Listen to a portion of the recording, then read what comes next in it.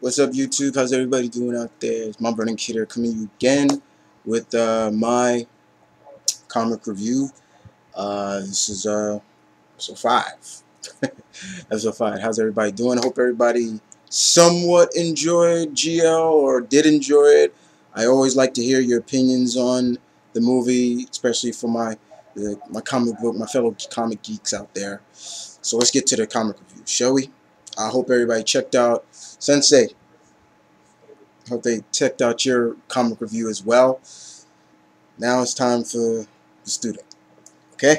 And I'm talking about Blue Goblin if anybody doesn't know that. But let's get to it. I have about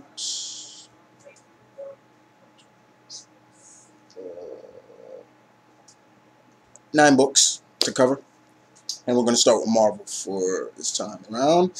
And this, we're going to start with Alpha Flight number 1. This ties into Fear itself. This was good. Fred Van Link and the writing duo of Fred Van Link and Greg Pak still is a great duo, in my opinion.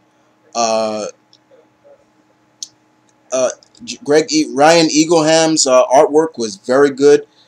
The team deals with Atuma, who has acquired one of the hammers as well, and Atuma is flooding the Great White North. And it's up to Alpha Flight to deal with Atuma. And once again, they still show off, Fred Van Lint and Greg Pak show off great teamwork between Canada's favorite premier superhero team. It was really good. I really enjoyed this. Too bad it's only a Max series, but it was still good. It's still good to see the original Alpha Flight back, but they even mentioned in the book, one of the reporters talked to Guardian, and he says, "It's good to see you back, but where's Puck?" And I've thought about that too. Where's Puck? He was a member of the original Alpha Flight too, but it was really good. All right, Avengers number 14. This shows off what Ben did when he acquired his hammer. And it's pretty much an all-out slugfest. Not a lot of dialogue, just artwork from Ramada and Bendis. A lot of the Avengers are talking about what happened to Ben. And I've said how I feel about Ben. Ben looks really atrocious with his new look. I mean, he's got like leeches all over him. And it's pretty much all focused on General Ross, Red Hulk. How a lot of the Avengers have now really honored him as an Avenger because of what happened. It's pretty much a slugfest between Red Hulk and Ben. And let me just put it like this, guys. What Ben does in this book seriously was like, whoa. Like, damn, Ben, I can't believe you did that. And what happens between Red Hulk or General Ross, if you were a fan of Red Hulk, I urge you to pick this up, because this was a really big spotlight on this character, most definitely in this one fight. I'm not going to spoil it for anybody, but if you are reading Avengers, check it out. You will be surprised at the outcome of this book. And moving on, continuing with Fear itself, Iron Man number excuse me, number 505.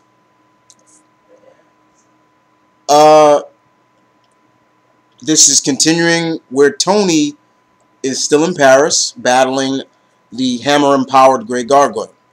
And let me just put it like this. If you are a fan of Tony, Iron Man, the Armored Avenger, you're not going to like what happens in this book to him at all. I read this and I was cringing the whole time, seeing the blows that Tony was taking And all I kept saying was, thank God that he's wearing that armor. Thank God. Because if without that armor, he would have been dead. Though we get a little bit of his chief rival in this book, Detroit Steel. He's like the armored Avenger for Tony's the Hammer Incorporation. And what happens to Tony in this just leaves you like, man, it's like almost to the point, it's like, how can one person stop these hammer-powered former heroes or villains? It's not going down that way. You know what I'm saying? But yeah, this was really good as well. But it's just, if you were an Iron Man fan, you're really going to cringe. So that's all Marvel I have for today. Let's move on to DC. Batman 711. Tony D'Angelo and Stephen Scott, artist, continues where they left off with Two-Face has lost his coin and he wants it back and he's going crazy. And the outcome, the cliffhanger at the end of what happened to him is crazy. It's still good storytelling, very good storytelling. I will agree, still good storytelling. It's just a matter of, you know, like, how is this going to end for Harvey? And the, pretty much, I'm going to spoil this for you, the alliance that he's got with Edward Nygma. Okay?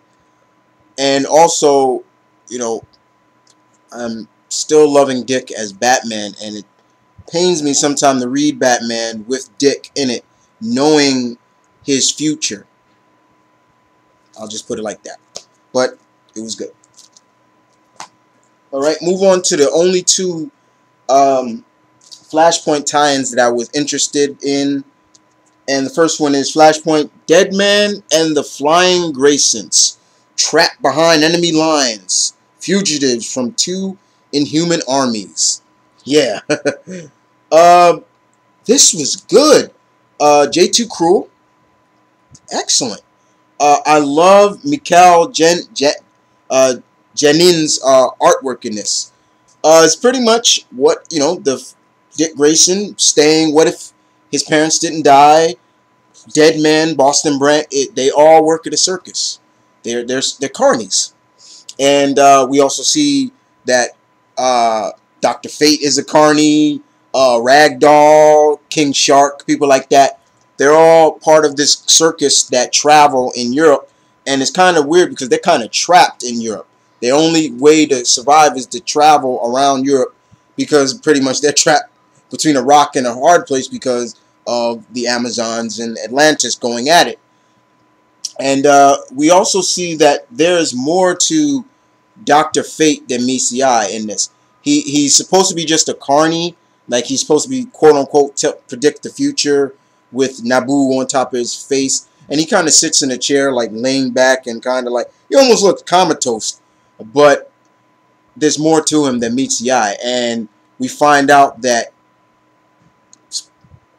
there's a very good cliffhanger at the end with the Amazons are looking for him, or I should say a certain item that Ken Nielsen carries.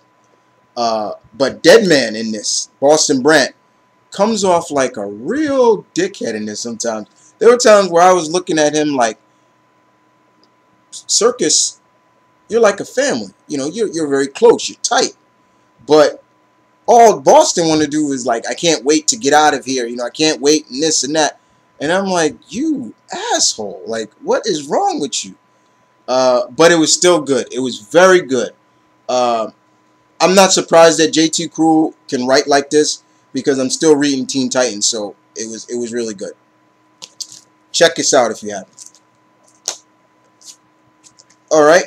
The other Flashpoint book is Wonder Woman and the Female Furies.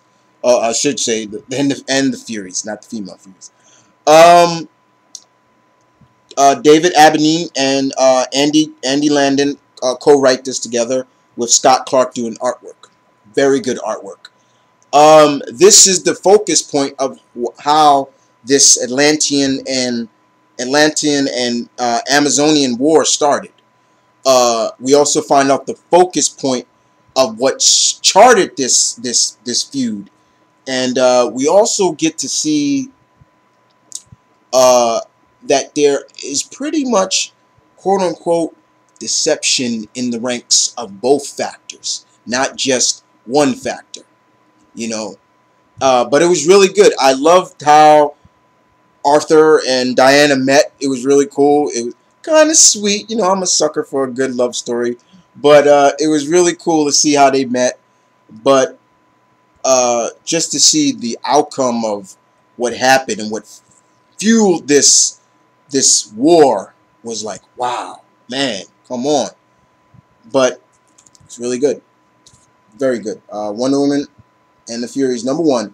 I am like my sensei, definitely looking forward to seeing what the outcome of the next 2 issues is going to be. Okay, last but not least, Teen Titans, number 96. JT Cruel, spotlight. You see the spotlight on Beast's boy. I don't know why they keep calling him that, because he's not a boy anymore. Check it out. Half beast, half boy. I don't know why.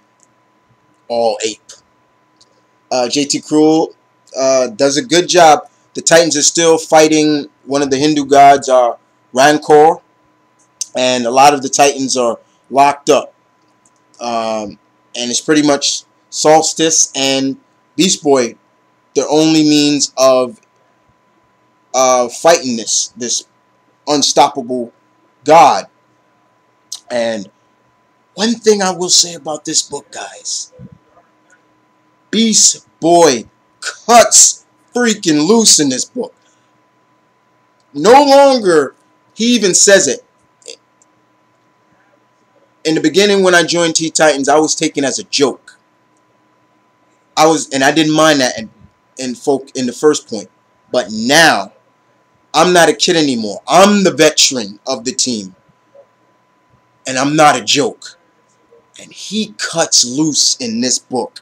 And I was just like, go Beast Boy. You know, you was like, go Art, go get to it. It just, I was really behind this in Beast Boy in this. It was really great to read. I can't wait to see how this ends in this, but it was good. Nonetheless, very good. Okay, moving on. We'll move on. All DC is done. We're going to move on to Boom Studios. Soldier Zero, #9. Okay. David Aberdeen and Andy Landing again co-write this. Stuart Turman is Soldier Zero. And so far in the past 8 issues, he's had to deal with fighting his first quote-unquote villain, Soldier 1. And being captured by a secret government organization known as Clown. I didn't get the name, but yeah. Being detained because they monitor alien activity. Being freed by his friends and his brother. Now he's on the lam. He's on the lam with a friend of his. And that's pretty much what this takes place is. Him and his friend trying to run from the government, but quote unquote, where they're gonna run. You know, but we also see at the end a cliffhanger that happens to come in the form of what I can plainly see as quote unquote new villains. But it was really good. Still good. Last but not least, we move on to Dynamite. And I give you Green Hornet #16. Yes, I am reading Green Hornet. This is Kevin Smith's Green Hornet. This is what he wanted to do if he had got to work on the movie. And Britt Reed Jr. and Kato's daughter, she's in the hospital right now because of what happened in issue #15. And Britt Reed Jr. is looking after the mysterious man with the red hand. And it's still cool. Still good, in my opinion. I am loving what they're doing with this Green Hornet. If you're not reading Green, you should check it out. You might just like it. But excellent, excellent book in my opinion. Green Hornet number 16. Okay, guys. Once again, that's all I have for this week. I will be back next week for some more. But I hope you guys enjoyed this. And once again, this is Mom Running Kid saying peace, one love, stay tuned, keep it real. I'm out.